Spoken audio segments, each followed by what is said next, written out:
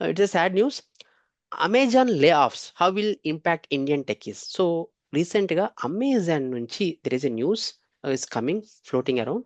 So ఏంటంటే Amazon వచ్చేసి they are trying to lay off 14,000 managers. ఎందుకంటే కాస్ట్ కటింగ్ చేస్తున్నారు, విచ్ ఇస్ టోటల్ పర్సన్ వాళ్ళు ఏదైతే ఉన్నారో ఎంప్లాయీస్ 13% రెడ్యూస్ చేసుకుంటున్నారు.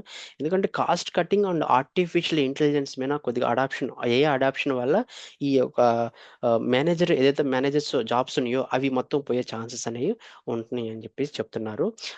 ఎలా ఇది ఇంపాక్ట్ ఇండియన్ టెక్స్ ఇంపాక్ట్ ఎలా ఉండిద్ది అంటే, మనకి ఎవరైతే US లో పనిచేస్తున్నారో, ఎస్పెషల్లీ వర్క్ వీసా ఎవరైతే పనిచేస్తున్నారో వారికి they can face jobless challenges కొద్దిగా జరిగే ఛాన్సెస్ ఉన్నాయి.